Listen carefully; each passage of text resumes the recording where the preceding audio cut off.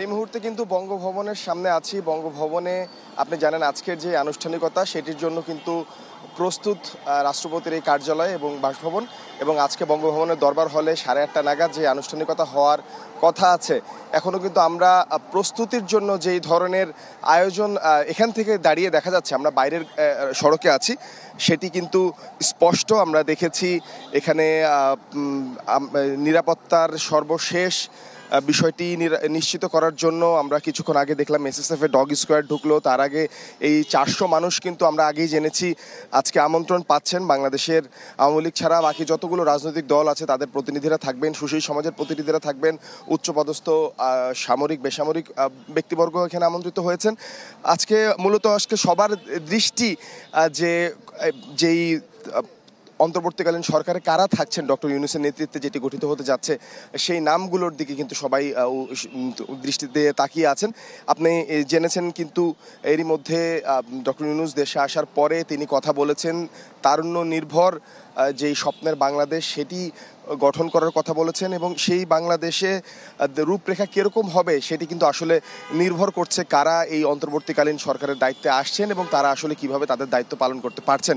মূলত গত দুদিন ধরেই কিন্তু জল্পনা কল্পনায় এই অন্তর্বর্তীকালীন সরকার ইস্যু, কারণ আপনি জানেন রাষ্ট্রপতি কর্তৃক সংসদ ভেঙে দেওয়ার পরে এই মুহূর্তে কিন্তু একটি শূন্যতা চলছে, এ কথা কিন্তু বলার অবকাশ নেই। এবং এই শূন্যতা রুখতে এবং যে নৈরাজ্যের কথা বিভিন্ন জায়গায় শোনা যাচ্ছে, যে অনিয়মের কথা বিভিন্ন জায়গায় শোনা যাচ্ছে, সেটি থেকে আসলে উত্তরণের জন্য কিন্তু এই অন্তর্বর্তীকালীন সরকারের গঠনটা দ্রুততম সময়ের মধ্যে খুবই প্রয়োজন। এবং এই সরকার গঠনের প্রক্রিয়া শেষ হওয়ার পরে কিন্তু তারা দায়িত্ব নেবেন। এবং সচিবালয়ের সূত্রে আমরা জানতে পেরেছি মন্ত্রিপরিষদ বিভাগে কিন্তু যেসব উপদেষ্টারা দায়িত্ব পালন করবেন তাদের জন্য যেই সরকারি পরিবহন পুল আছে সেই পুল থেকে গাড়ি প্রস্তুত করে রাখা হয়েছে। নাম চূড়ান্ত হওয়ার পরপরই কিন্তু সেসব গাড়ি New Zealand dairy excellence in quality যারা উপদেষ্টা হিসেবে শপথ নেবেন তাদেরকে আনার জন্য চলে যাবে। এর পাশাপাশি প্রধান উপদেষ্টার জন্য আমরা জেনেছি রাষ্ট্রীয় অতিথি ভবন যেই মেঘনা আছে সেখানে কিন্তু যমুনা আছে, যমুনাতে কিন্তু প্রস্তুতি নেওয়া হচ্ছে। তা তিনি যে সেই বাসভবন হিসেবে সেটি ব্যবহার করবেন এমনটি কিন্তু আমরা শুনতে পেরেছি। সব মিলিয়ে এখন সব দৃষ্টি কিন্তু এই বঙ্গভবনের দিকে এবং এই বঙ্গভবনে 8:30 নাগাদ যেই আয়োজন, যেই যজ্ঞ মহাযজ্ঞ সেখানে আসার জন্য অতিথিরা কিন্তু আমরা প্রত্যাশা করছি তার বেশ খানিকটা আগেই চলে আসবেন। এখনও আপনি জানেন যে বিমানবন্দরে যে আনুষ্ঠানিকতা চলছে সেটি কিন্তু কখন শেষ হবে, কখন নাগাদ শেষ হবে সেটি কিন্তু এখনও বোঝা যাচ্ছে না। এবং বিমানবন্দরের সেই আনুষ্ঠানিকতা শেষ হওয়ার পর হয়তো আমরা কোনো সূত্র থেকে জানতে পারবো যে কারা সেই অন্তর্বর্তীকালীন সরকারের দায়িত্বে থাকবেন। আমরা গত পরশুদিন রাতেও কিন্তু এখানে এসেছিলাম এই বঙ্গভবনের সামনে, যখন এই রাষ্ট্রপতির সাথে সমন্বয়কদের বৈঠক, যেখানে 3 বাহিনীর প্রধান ছিলেন, তারা বলেছিলেন সেখানে কিন্তু মূলত নির্ধারণ করা হয়েছিল যে ডক্টর ইউনূসই হচ্ছেন এই অন্তর্বর্তীকালীন সরকারের প্রধান। তারপর থেকেই কিন্তু সবার প্রত্যাশা ছিল কত দ্রুততম সময়ের মধ্যে এই সরকারের বাকি পূর্ণাঙ্গ রূপরেখা অর্থাৎ সব সদস্যদের সম্পর্কে জানা যায়, সব সদস্য কারা থাকছেন সেই বিষয়টি পরিষ্কার হয়। এবং পরশুদিন কিন্তু আমাদের বলা হয়েছিল সমন্বয়ক যারা এখানে বক্তব্য রেখেছিলেন তারা কিন্তু বলেছিলেন 24 ঘন্টার মধ্যে পূর্ণাঙ্গ রূপরেখাটা চূড়ান্ত হবে, যদিও কিন্তু সেটি আমরা দেখতে পারিনি। তবে সঙ্গত কারণে ধারণা করা যায় কেন এই বিষয়টি বিলম্ব হলো। একে তো হচ্ছে ডক্টর মোহাম্মদ ইউনূস যিনি আজকে প্রধান হিসেবে দায়িত্ব নেবেন, তিনি কিন্তু বেলা 2:10 বাংলাদেশে এসে পৌঁছেছেন। তিনি দেশের বাইরে ছিলেন, প্যারিস অলিম্পিকে গিয়েছিলেন, সেখান থেকে কিন্তু আজকে এসেছেন। এর পাশাপাশি বিভিন্ন রাজনৈতিক দল যারা আছেন তারা কিন্তু আলোচনায় বসেছেন। এই রাষ্ট্রপতির সাথে তাদের আলোচনা হয়েছে, যারা বৈষম্য বিরোধী ছাত্র আন্দোলনের সমন্বয়ক যারা আছেন তাদের সাথে বিচ্ছিন্নভাবে বিভিন্ন সময় বিভিন্ন আলোচনা হয়েছে।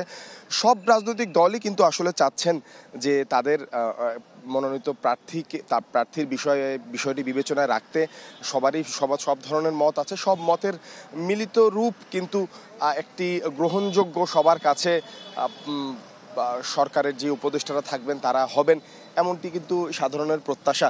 তবে আজকে গত 5 তারিখের যেই ধরনের নৈরাজ্য চলেছিল বা যেই বিষয়গুলো আমরা দেখেছিলাম অনাকাঙ্ক্ষিত, তা কিন্তু ধীরে ধীরে কমে আসছে। আমরা দেশব্যাপী বিভিন্ন জায়গা থেকে খুব ইতিবাচক খবর পাচ্ছি। যারা বিভিন্ন শিক্ষা প্রতিষ্ঠানের শিক্ষার্থীরা আছেন তারা বিভিন্ন জায়গায় যেসব জঞ্জাল ছিল সড়কে সেগুলো পরিষ্কার করেছেন, সড়কে শৃঙ্খলা ফেরানোর জন্য তারা কাজ করছেন।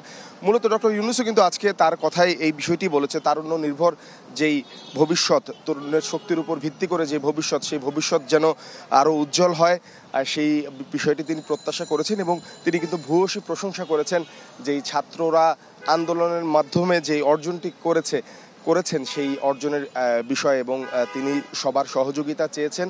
এবং তিনি কিন্তু অনতিবিলম্বে যেই ধরনের টুকটাক অনাকাঙ্ক্ষিত ঘটনা দেশের বিভিন্ন জায়গায় চলছে সেটি বন্ধ করার জন্য আসলে আহ্বান জানিয়েছেন, কিন্তু বেশ কঠোরভাবেই। এখানে সবচেয়ে বড় বিষয় যেটি দেখার সেটি হচ্ছে বিভিন্ন জায়গায়, সরকারের বিভিন্ন জায়গায়, বিভিন্ন সেক্টরে, বিভিন্ন প্রতিষ্ঠানে যে ধরনের পরিস্থিতি বিরাজ করছে, একটি সাম্যমূলক অবস্থান তৈরির জন্য কিন্তু এই তত্ত্বাবধায়ক সরকার কাজ করবে। অন্তর্বর্তীকালীন সরকার মূলত এই সরকারের কাজ একটি সংসদীয় গণতন্ত্রের যাত্রাপথ মসৃণ করার জন্য যেই রূপরেখা সেটি চূড়ান্ত করা। সেই রূপরেখাতে সরকারের যেসব প্রতিষ্ঠান আছে সেগুলো যেন সঠিকভাবে কাজ করতে পারে, বিভিন্ন জায়গায় যে অনিয়মগুলো আছে অনিয়মগুলো যেন দূর হতে পারে, একটি গ্রহণযোগ্য নিরপেক্ষ নির্বাচন যেন অনুষ্ঠিত হতে পারে, সব মিলিয়ে সাংবিধানিক যেসব প্রতিষ্ঠান আছে সেগুলো যেন কাজ করতে পারে, সেই বিষয়টি তারা নিশ্চিত করার চেষ্টা করবেন যতদিন তারা দায়িত্ব পালন করবেন। বঙ্গভবন থেকে এই হচ্ছে খবর। এরপর যখন কেউ আসা শুরু করবেন বা কারা কারা আসছেন সব বিষয় কিন্তু আমরা জানানোর চেষ্টা করব।